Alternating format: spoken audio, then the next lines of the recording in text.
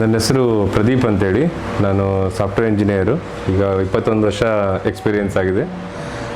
ಬೆಂಗಳೂರಿನಲ್ಲಿ ಪ್ರತಿಷ್ಠಿತ ಕಂಪ್ನಿನಲ್ಲಿ ವರ್ಕ್ ಮಾಡ್ತಾ ಇದ್ದೀನಿ.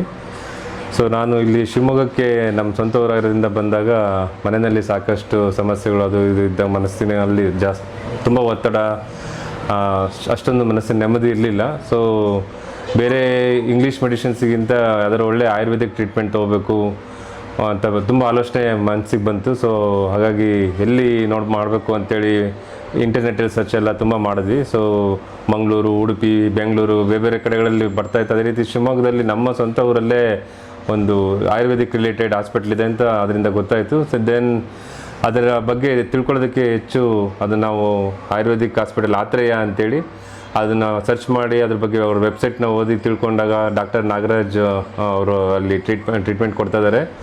ಆಯುರ್ವೇದಿಕ್ ಸ್ಪೆಷಲಿಸ್ಟು. ಅವರು ಸ್ಪೆಷಲಿ ಎಲ್ಲ ರೀತಿಯ ಕಾಯಿಲೆಗಳನ್ನೂ ಅವರು ನಿವಾರಿಸ್ತಾರೆ.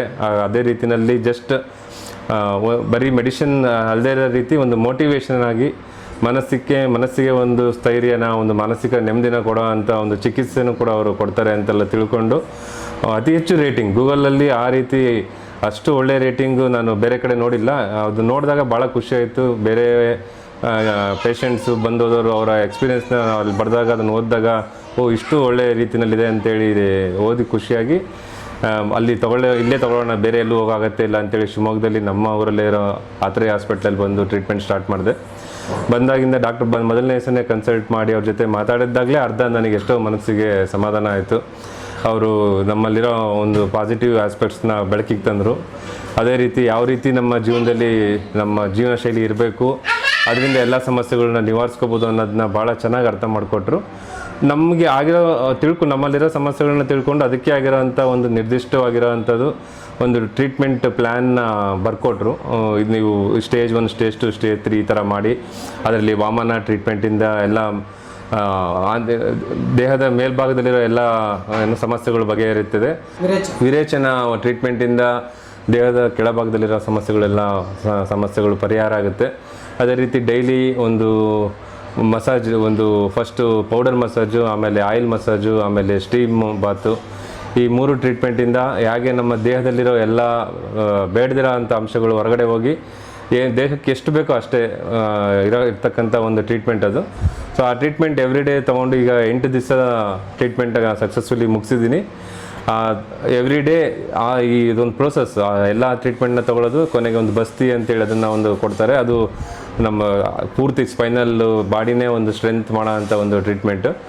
ಸೊ ಇದನ್ನೆಲ್ಲ ತೊಗೊಂಡು ಭಾಳ ಸಂತೋಷ ಆಗಿದೆ, ಖುಷಿಯಾಗಿದೆ. ನಾನು ಬಂದಿದ್ದಕ್ಕೆ ನಿಜವಾಗ್ಲೂ ಒಳ್ಳೆ ಡಿಸಿಷನ್ ಅಂತ ತುಂಬ ನನ್ನ ಮನಸ್ಸಿಗೆ ಸ್ಯಾಟಿಸ್ಫ್ಯಾಕ್ಷನ್ ಸಿಕ್ಕಿದೆ.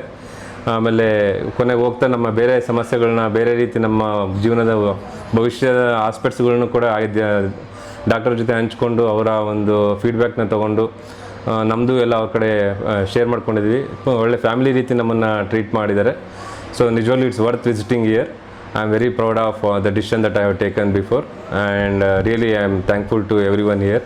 ಎಸ್ಪೆಷಲಿ ಸ್ಟಾಫ್ ಅಂತೂ ನಮ್ಮನ್ನು ಭಾಳ ಚೆನ್ನಾಗಿ ಟ್ರೀಟ್ ಮಾಡ್ತಾರೆ. ನಾಗರಾಜು ಮತ್ತು ಇನ್ನಿಬ್ಬರು ಮೇಡಮ್ಮು ನಮಗೆ ಸ್ಪೆಷಲ್ ಕೇರ್ ಡೇ 1ಇಂದ ತೊಗೊಂಡ್ರು.